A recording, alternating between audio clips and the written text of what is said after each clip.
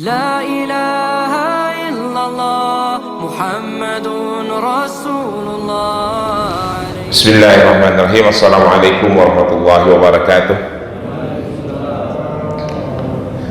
Alhamdulillahilladzi arsala rasula bil huda wa dinil haqq liyuzhira ala dini kullihi wa kafa billahi alima. Ashhadu an la ilaha illallah wahdahu la syarika lah wa ashhadu anna sayyidina Muhammadan abduhu wa rasuluh. Allahumma salli wa sallim wa barik ala sayyidina Muhammadin wa ala alihi wa ashabihi wa man tabi'ahu ila yaumiddin. Rabbi ishrah li sadri wa yassir li amri wahlul 'uqdatam min lisani yafqahu qawli, amma ba'du. Para jamaah sekalian, puji dan syukur kita panjatkan kehadirat Allah Subhanahu wa taala atas semua limpahan nikmat dan rahmat yang diberikan kepada kita. Alhamdulillah, pada pagi hari ini kita diberikan kesehatan dan kelapangan waktu sehingga bisa datang ke masjid ini untuk melaksanakan sholat subuh berjamaah dan melanjutkan itikaf kita untuk mengikuti kajian ilmu yang insya Allah menambah pengetahuan kita dan menambah kualitas ibadah kita. Salawat dan salam kita berharap selalu tercurah kepada junjungan Nabi besar Muhammad sallallahu alaihi wasallam, untuk keluarganya, untuk para sahabat, untuk para tabi'in, untuk para tabi'ut tabi'in, untuk para ulama, dan untuk seluruh umatnya. Insyaallah kita semua yang ada di masjid ini adalah umat-umat Rasulullah yang akan mendapatkan syafaat di yaumul akhir nanti. Amin ya mujibus sa'ilin. Kita lanjutkan kajian hadis. Hari ini kita baca kitab Sunan Ibnu Majah, Sunan Ibnu Majah jilid kedua. Mari kita baca hadisnya. Hadis nomor 4015 di bab yang berisi peringatan-peringatan Rasulullah tentang apa yang akan dialami oleh kita semua umat Rasulullah di akhir-akhir zaman ini. Bismillahirrahmanirrahim.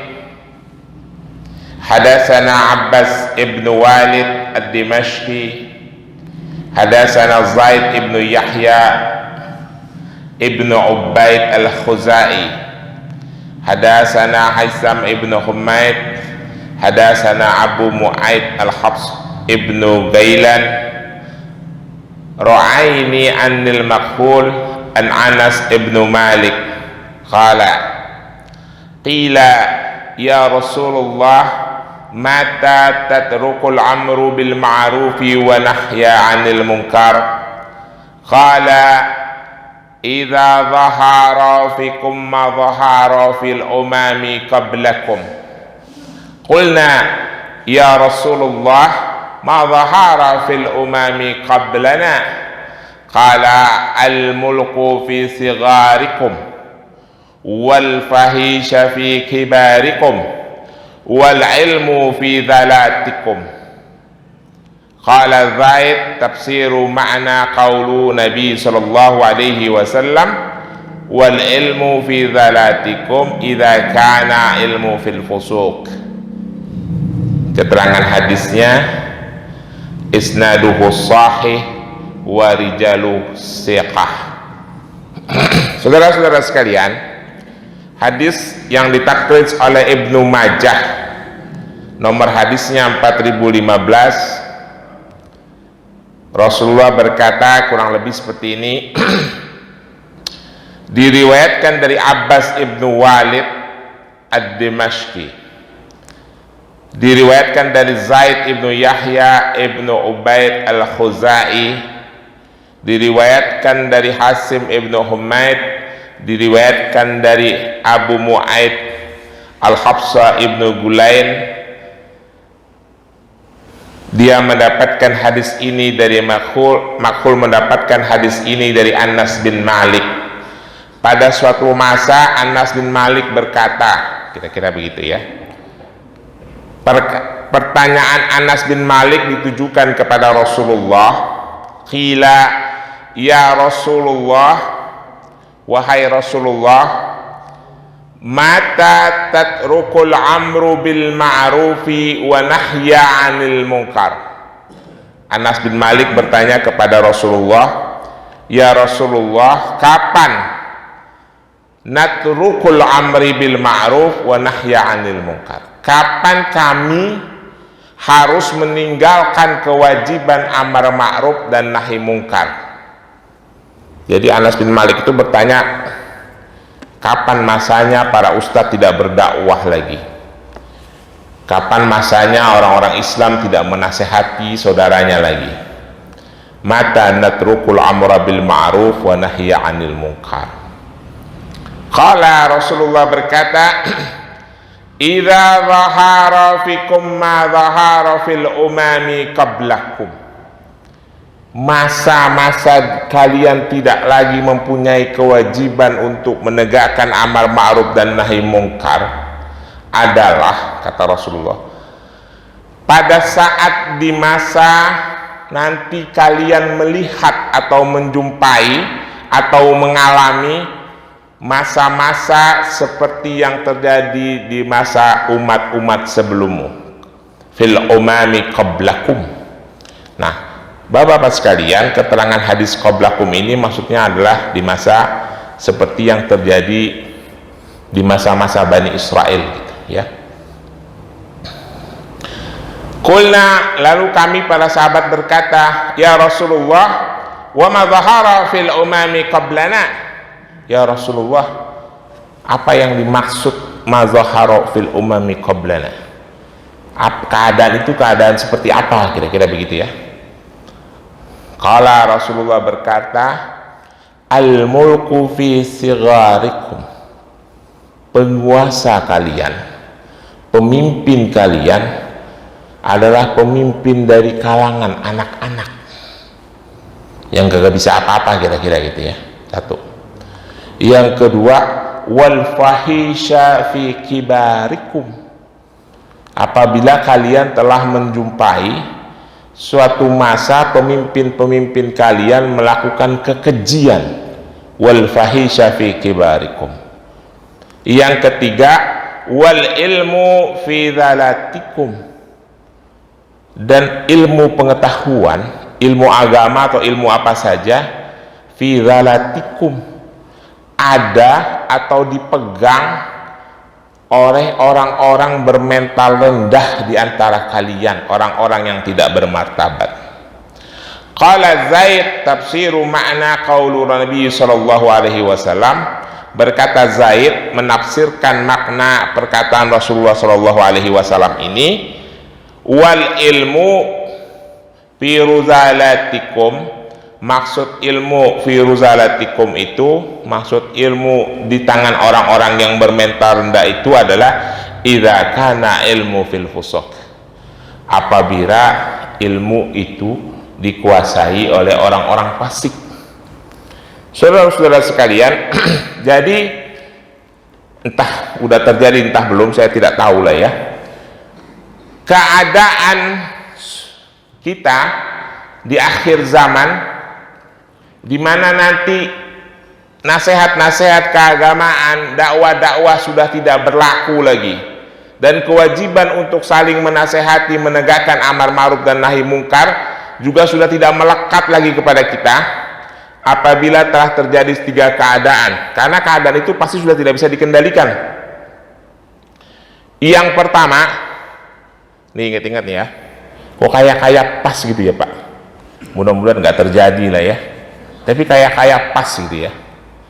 Yang pertama, al-mulku fi sigharikum. Sigar itu artinya kecil, sogir itu artinya kecil, anak kecil. Al-mulku fi sigharikum, pemimpin kalian, mulk itu kan artinya raja atau presiden atau apa sajalah pemimpin, fi sigharikum, pemimpin kalian adalah dari kalangan anak-anak atau orang-orang yang tidak cakap dalam menjalankan kepemimpinannya. Satu, itu kalau sudah begitu, kewajiban amar ma'ruf dan nahi mungkar udah gak laku, Pak. Namanya juga orang kagak ngerti, ya dibilangin juga gak bakalan bisa, kan. Sigar, masih kecil, gak ngerti dibilang, itu perumpamaan, ya Pak. maksudnya orang yang tidak cakep. Yang kedua, wal fahisha fi kibarikum, pemimpin-pemimpin kalian telah melakukan kekejian, melakukan keburukan-keburukan. Wal ilmu fi rudhalatikum, dan ilmu pengetahuan itu, rudhalatikum ini adalah orang-orang yang tidak mempunyai itikat baik, yang bermental rendah, ditafsirkan idza kana ilmu fil fusuq, yaitu ilmu pengetahuan berada di pegang oleh orang-orang fasik.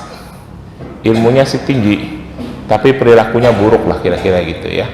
Nah, saudara-saudara sekalian, kalau keadaan ini kita sudah jumpai, itu fatwa sudah tidak berguna lagi, dakwah sudah tidak berguna lagi, nasihat tidak berguna lagi, amar ma'ruf nahi mungkar sudah tidak bisa ditegakkan, maka kewajiban itu gugur dengan sendirinya. Dan pada saat itu kita sudah mundur dari kewajiban untuk menegakkan amar ma'ruf nahi mungkar. Nah, saya selalu mengingatkan dalam penyampaian hadis, kalau Rasulullah itu mengingatkan peristiwa-peristiwa akhir zaman, itu adalah nasihat Rasulullah, peringatan Rasulullah supaya itu tidak terjadi, ya, bukan membiarkannya terjadi, kira-kira begitu ya.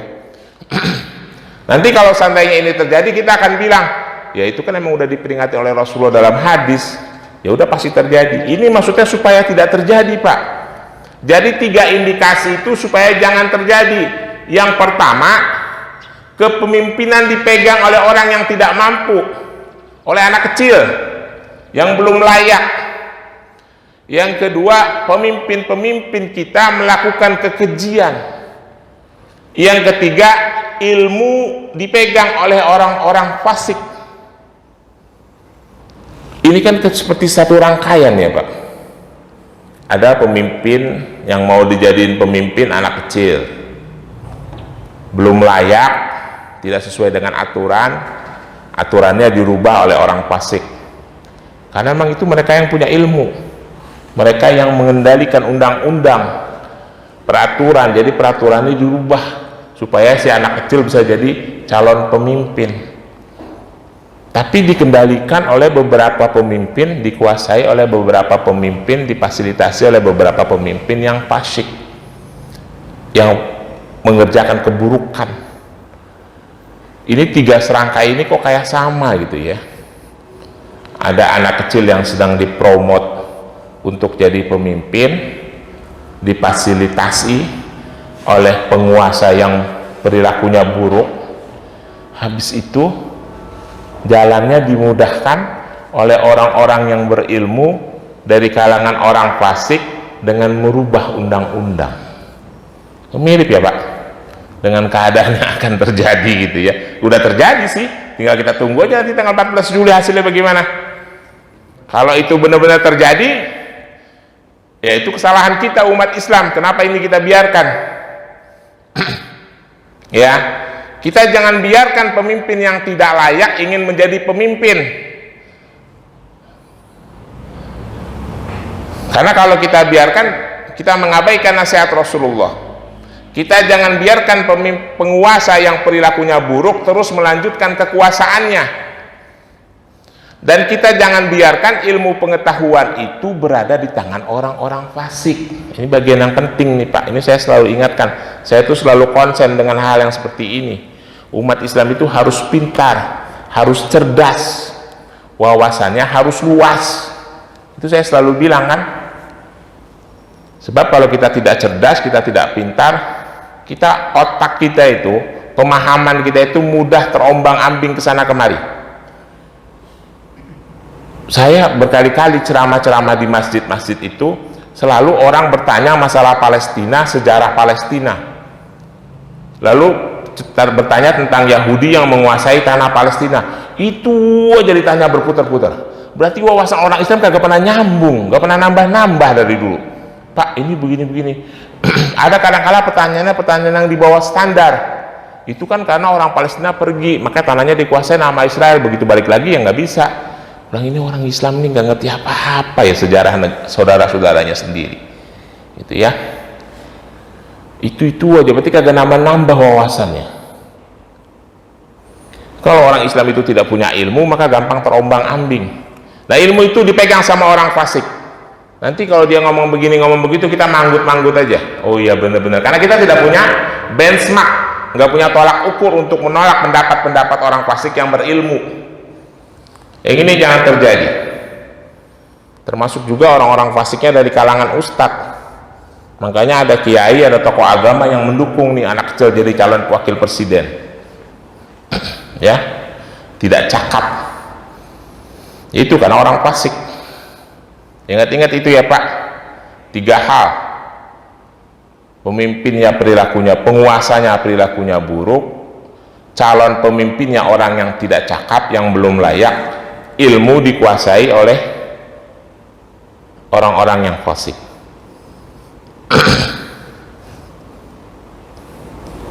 Itu 3 hal yang tidak boleh terjadi. Tetapi apabila itu terjadi, maka kewajiban amar ma'ruf dan nahi mungkar gugur dengan sendirinya, karena keadaan itu sudah tidak bisa lagi dikendalikan. Kita tidak bisa lagi menasihati orang. Ya, kita menegakkan amar ma'ruf malah kita yang celaka gitu. Itu dia hadis nomor 415. Selanjutnya adalah hadis nomor 416. Kita lanjutkan. Oh ya, saya mau bertambahkan keterangan. Kata-kata qablakum fil umami qablakum ini seperti yang terjadi di Bani Israel gitu ya, kata Rasulullah. Bapak-bapak ingat pasti ini sebenarnya ceritanya cerita Israiliyah ya. Kebenarannya menurut versi Islam tidak seperti itu. Peristiwa terbunuhnya Nabi Yahya dan Nabi Zakaria ya.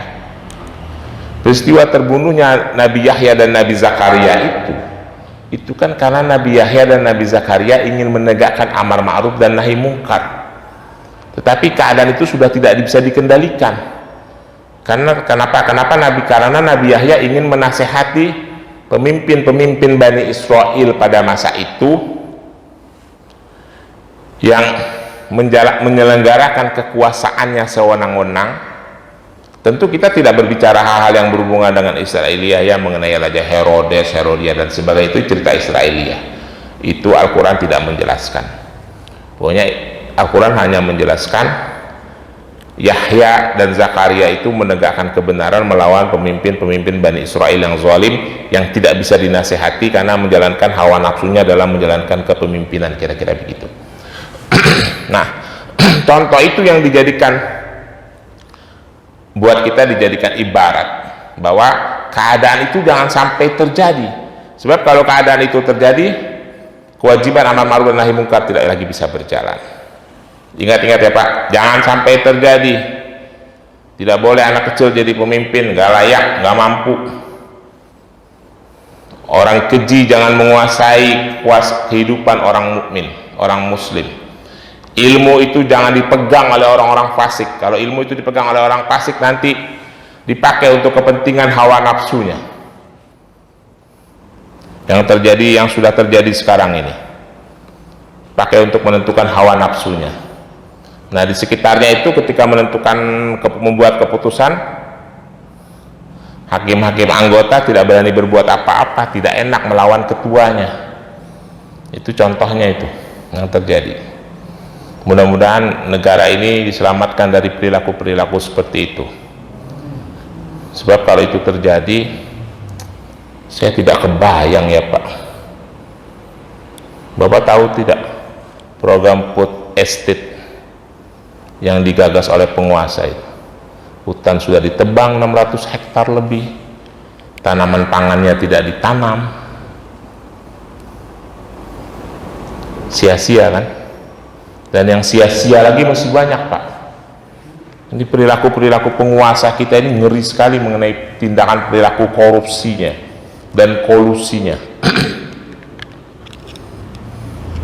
Dan saya tidak kebayang juga kolonialisme, imperialisme gaya baru yang akan terjadi nanti ketika asing menguasai tanah Indonesia 190 tahun.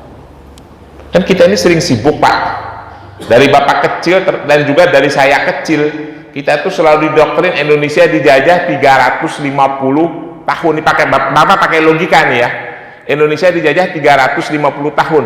Indonesia merdeka tahun 1945, mundurin 350 tahun ke belakang, berarti sekitar tahun berapa?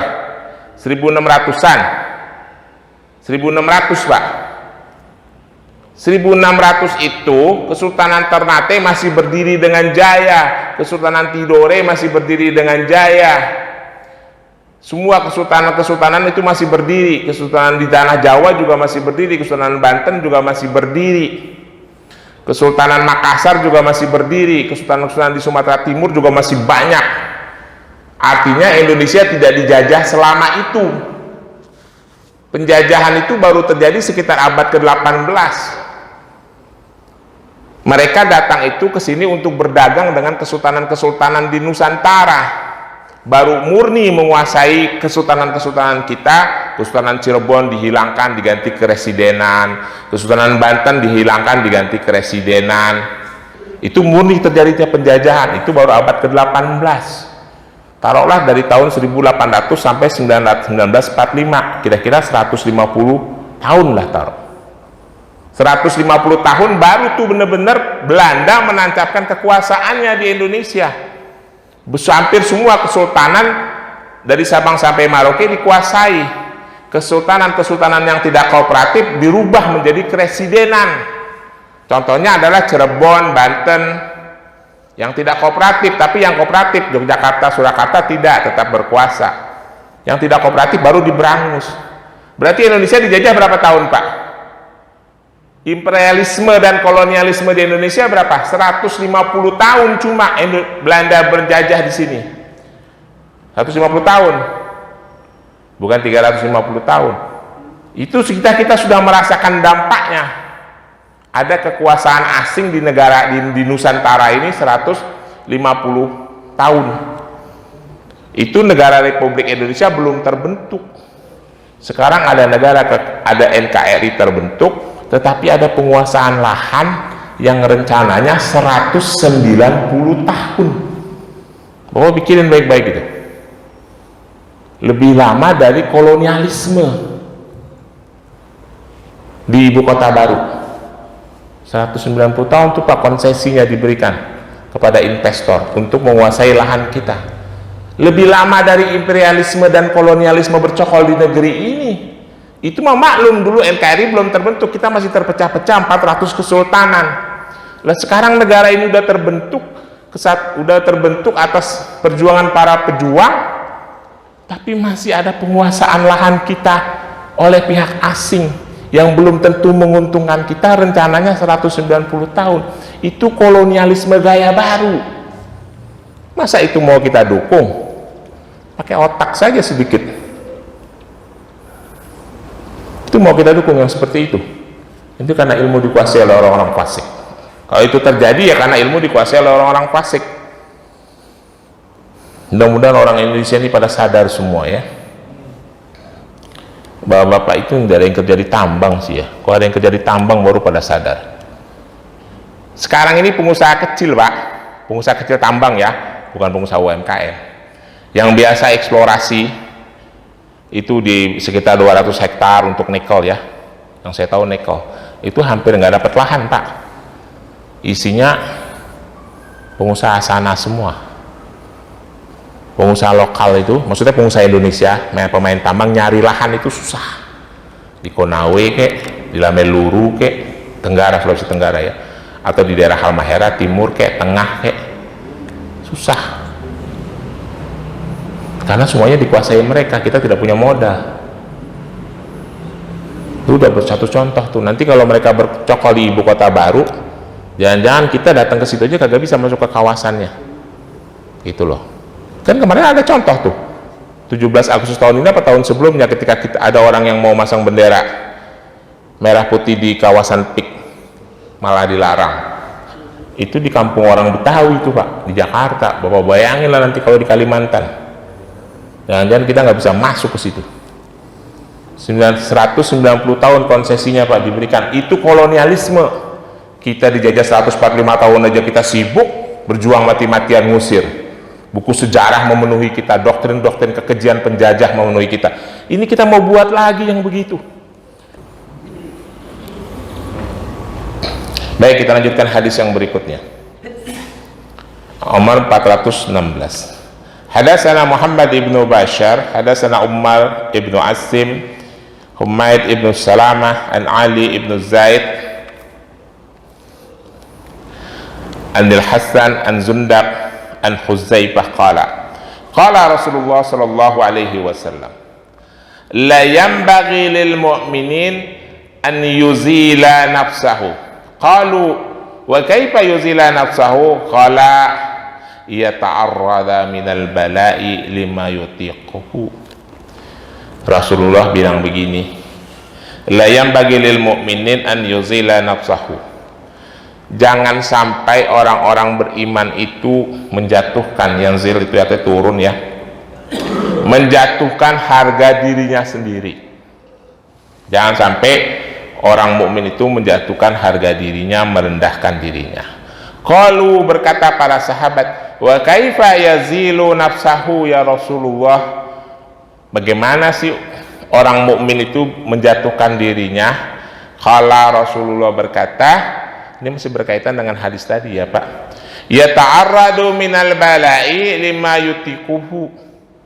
Orang mukmin yang mengambil tanggung jawab, mengambil tugas, mengambil cobaan lah, wewenang, tetapi dia tidak tahan atau tidak mampu melaksanakannya, itu sama dengan merendahkan dirinya sendiri ya. Jangan memaksakan diri untuk menjadi pemimpin, untuk jadi penguasa yang kira-kira menurut ukuran diri kita sendiri kita tidak mampu. Karena kalau itu kita lakukan, itu merendahkan diri kita namanya. Yang paling, misalnya mau jadi ketua RT, ada pemilihan RT, ada pemilihan RW, kita memaksakan diri pengen jadi ketua RW padahal kita nggak mampu, nanti di perjalanannya malah kita gagal, jadi bahan cemoohan, kira-kira begitu ya. Contoh sederhana aja, jangan contoh yang terlalu jauh. Kita contoh terjauh, sangka ngomongin politik lagi. Kira-kira begitu. Kalau nggak mampu jangan diambil tanggung jawab itu, porsi itu. Sebab kalau memaksakan diri nanti ujung-ujungannya gagal, itu artinya merendahkan diri. Itu pesan Rasulullah. Orang mukmin yang merendahkan dirinya, yang mengambil tanggung jawab, tapi dia tidak tahan atas cobaannya, kira-kira begitu. Kita lanjutkan satu hadis lagi, tanggung ya, nomor 419. Hadatsana Muhammad ibn Khalid ad-Dimashqi, hadatsana Sulaiman ibnu Abdurrahman an Abu Ayyub an ibnu Abi Malik an abihi an Atta ibnu Abi Rubahin an Abdullah ibnu Umar qala aqbalu alaina Rasulullah sallallahu alaihi wasallam, menjumpai kepada kami Rasulullah sallallahu alaihi wasallam atau menghampiri gitu ya. Faqala, lalu Rasulullah berkata, ya ma'syaral muhajirin, khamsun idza ibtulitum bihina a'udzu billahi an tudrikuhuna. Kata Rasulullah, wahai orang-orang muhajirin, 5 hal yang kalian apabila menjumpainya, menemuinya keadaan itu, aku berlindung kepada Allah jangan sampai kalian terkena dampaknya lah, kira-kira begitu. Kalau bisa jangan sampai kalian menjumpainya, kira-kira begitu kata Rasulullah. Yang pertama, lam tadharal fahisa fi qaumin khattun, tidaklah satu umat satu kaum melakukan perzinahan hatta yu'linu biha illa fasafihim ta'un aujaun allati amtakun maudat fi aslafihim alladhi madaun. Tidaklah satu kaum, satu kelompok manusia melakukan perzinahan hatta yu'linu biha, secara terang-terangan, maka Allah pasti akan mendatangkan bala bencana berupa ta'un, pandemi gitu ya.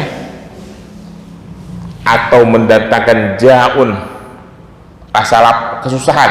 Jaun itu artinya lapar, kesusahan yang kalian tidak bisa menanggulanginya. Kalau perzinahan sudah dilakukan secara terang-terangan ya Pak, segala bentuk perzinahan dilakukan secara terang-terangan, siap-siap kita mendapatkan bencana dari Allah.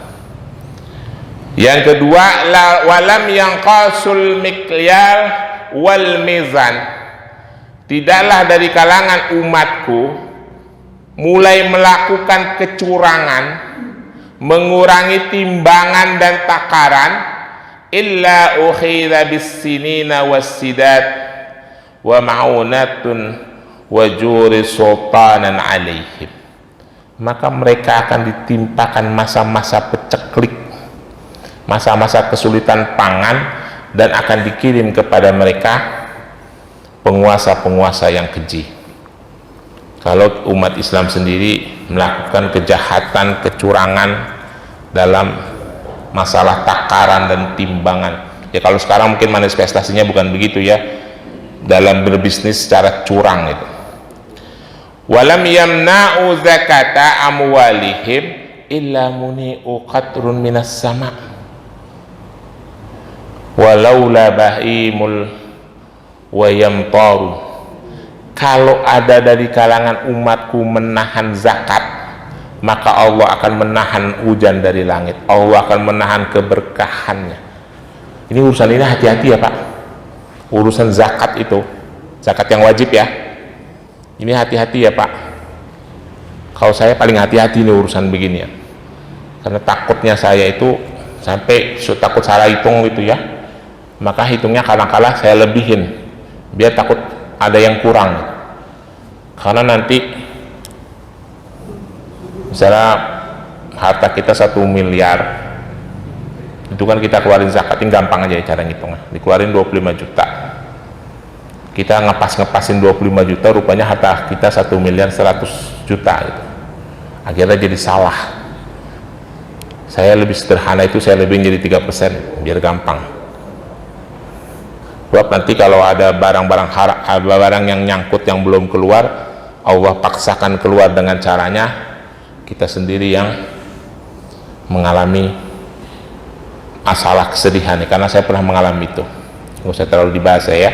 Jadi urusan zakat itu yang wajib harus kita keluarkan, jangan ada di dalam bagian dari harta kita. Yang keempat, itu yang ketiga tadi. Yang keempat, walam yunqadu ahdallahi wa ahda rasulihi illa salatallahu alaihim aduwan min ghairihim fa'akhadu ba'da ma fi aidihim. Tidaklah dari kalangan umatku menentang hukum-hukum Allah dan Rasulnya, ya, menentang hukum Allah dan Rasulnya, maka Allah akan bangkitkan atas mereka musuh-musuh yang kuat dan akan merampas kekuasaan dari mereka. Oh, ini udah terbukti ya Pak, udah habis kan kekuasaan umat Islam, khilafah Islamiyah itu sudah habis. Kenapa? Karena mereka sendiri yang meninggalkan ajaran Allah dan Rasulnya, makanya didatangkan musuh yang kuat, akhirnya diambil kekuasaannya. Yang terakhir, wa man lam yahkum utamuhum bil kitabillahi wa takhayyaru bima anzalallah illa ja'alallahu ba'sahum bainahum. Kalau pemimpin-pemimpin kalian tidak beriman kepada kitab Allah dan menganggap ada yang lebih baik dari hukum Allah, maka Allah akan ciptakan kerusuhan, permusuhan di antara kalian. Itu juga sudah terjadi ya. Makanya kekuasaan-kekuasaan Islam di Timur Tengah itu runtuh ya, karena mereka meninggalkan ajaran agamanya sendiri. Mudah-mudahan ini tidak terjadi pada diri kita. Saya kira itu saudara-saudara sekalian, bapak-bapak sekalian, 3 hadis yang kita baca dalam Sunan Ibnu Majah bab kedua. Kalau ada pertanyaan saya persilahkan, lebih kurangnya mohon maaf. Billahi taufiq wal hidayah. Assalamualaikum warahmatullahi wabarakatuh. Ada pertanyaan? Oh ya, silahkan. Wirelessnya mana wireless Tor? Bawa sini Tor. Mic wirelessnya mana? Assalamualaikum warahmatullahi wabarakatuh. Waalaikumsalam warahmatullahi wabarakatuh. Ini menarik sekali nih Pak Ubay ini hadis-hadisnya. Ini masalah amar ma'ruf nahi munkar. Tadi kan tidak ada dakwah lagi apabila tadi ciri-ciri 3, ada pemimpin, ilmu yang dikuasai oleh orang fasik, dan satu lagi. Nah yang mau saya tanyakan ini, apakah ini kewajiban daripada seluruh umat Islam untuk amar ma'ruf nahi munkar, dai, umat semua yang mengaku muslim gitu loh. Apa ini sesuatu keharusan atau kewajiban atau yang dijalani oleh mereka gitu loh. Jadi bukan hanya tugasnya Pak Ustadz aja, bukan hanya tugasnya kiai aja, atau bukan tugasnya orang-orang yang berilmu gitu loh, yang ilmunya tinggi gitu loh. Apakah ini kita semua sebagai umat ini punya keharusan atau punya kewajiban atau sifatnya sunnah atau apa itu untuk menjalankan amar ma'ruf nahi munkar? Karena banyak orang melihat ya kalau yang berdakwah di depan itu ya dikatakan bukan ustadz, bukan kiai, bukan ulama ya, mungkin dia lihat segitu, itu orangnya begitu, langsung pulang. Ini kebanyakan seperti itu. Nah ini saya mau tanya itu, terus untuk mencegah tadi kan ada 5 hal itu Pak Ustadz. Jadi adakah hadis-hadis tentang Rasulullah tentang tidak adanya amar ma'ruf nahi munkar itu selain daripada 5 itu kejadiannya apabila tidak dilakukan amar ma'ruf nahi munkar? Selain daripada 5 itu mungkin ada hadis-hadis yang lain gitu loh. Karena saya dengar kalau tidak ada dakwah maka nanti akan ada wanita-wanita yang muslim melahirkan anak-anak yang kafir seperti itu gitu loh. Nah itu aja Pak Ustadz. Makasih. Assalamualaikum warahmatullahi wabarakatuh. Assalamualaikum warahmatullahi wabarakatuh. Bapak-bapak sekalian, amar ma'ruf nahi munkar, amar itu artinya perintah, ma'ruf memerintahkan yang kebaikan, nahi itu artinya mencegah dari kemungkaran. Jadi kewajiban memerintahkan atau mengingatkan untuk melakukan kebaikan dan mencegah keburukan, apakah itu melekat pada satu kelompok tertentu kewajiban ustadz dan dai? Tidak, itu melekat kepada setiap muslim. Ya, ingat itu melekat kepada setiap muslim. Saya mau bacakan satu hadis, ini penting nih buat kita nih, tapi tadi tidak saya bacakan. Nanti di hari Ahad, di hari kiamat itu setiap kita tidak lepas dari sebuah pertanyaan dari Allah. Yaqulu, qala Rasulullah, yaqulu innallaha la yas'alu abdu yaumal qiyamah hatta yaqulu ma mana'aka idza ra'aital munkar an tadhkiruhu. Nanti di hari kiamat setiap kita tidak akan lepas dari pertanyaan Allah. Satu pertanyaan Allah bertanya, apa yang mencegahmu ketika kalian melihat kemungkaran kalian tidak mencegahnya? Apa yang menyebabkan kamu diam? Kira-kira begitu. Ketika kalian melihat kemungkaran kalian tidak mencegahnya. Ingat-ingat itu, kita semua akan ditanya. Kita lagi nongkrong-nongkrong nih, misalnya nih contoh yang paling gampang lah di tengah masyarakat, kita lagi nongkrong-nongkrong, ada orang minum minuman keras, kita tidak nasihati, kita akan ditanya oleh Allah. Ya kita bagian menasihati aja ya, nggak usah ngelarang tuh urusan yang lebih, karena amar ma'ruf nahi munkar tuh ada tahapannya ya, tapi tahapannya itu pendapat istihad para ulama ya.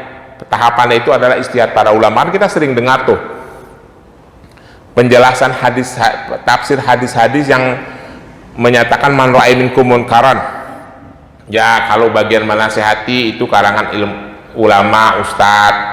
Kalau bagian melarang itu adalah bagian penguasa ya, tugasnya itu adalah ijtihad. Tetapi sesungguhnya kewajiban amar ma'ruf nahi mungkar itu melekat kepada setiap muslim. Ingat itu, melekat kepada setiap muslim. Lalu kewajiban menasehati, amar ma'ruf itu salah satunya adalah menasehati ya, itu juga melekat kepada setiap muslim. Dan apakah kita harus menerima nasihat? Kalau ada nasihat yang baik dari saudara-saudara kita, kita dengar. Kan Sayyidina Ali sudah menyampaikan asarnya tuh, undur ala maqala wala tandur ala man qala.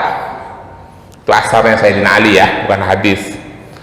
Unzur ala ma, siapa, ma apa, unzur ala maqala, lihat apa yang dikatakan, wala tanzur ala man siapa, man qala, siapa yang menasehati.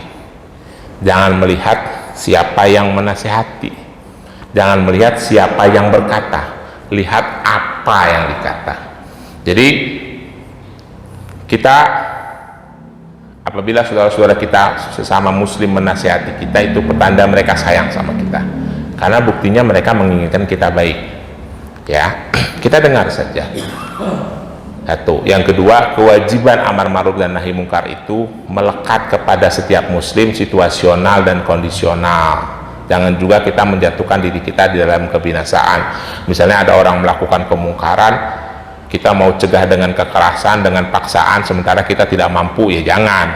Ya, kita situasional dan kondisional. Yang itu ya Pak. Pertanyaan yang berikutnya, apakah kejadian itu tanda-tandanya itu saja? Ada tanda-tanda lain, tetapi banyak hadis yang pastinya membutuhkan penafsiran. Saya pernah menyampaikan juga hadis ada 7 tanda-tanda akhir zaman yang pada hari itu kita harus menghindar, karena amar ma'ruf dan nahi mungkar sudah tidak bisa ditegakkan. Nah, saya ulangi lagi nih, nasihat-nasihat Rasulullah itu semuanya kepada kita tentang tanda-tanda akhir zaman itu supaya itu tidak terjadi, jangan sampai terjadi gitu loh. Dan mudah-mudahan sampai akhir zaman ini benar-benar tidak terjadi selama kita menegakkan syariat Islam. Saya kira gitu ya Pak. Jelas? Ada lagi? Cukup? Baik, kalau cukup kita tutup. Billahi taufiq wal hidayah. Wassalamualaikum warahmatullahi wabarakatuh.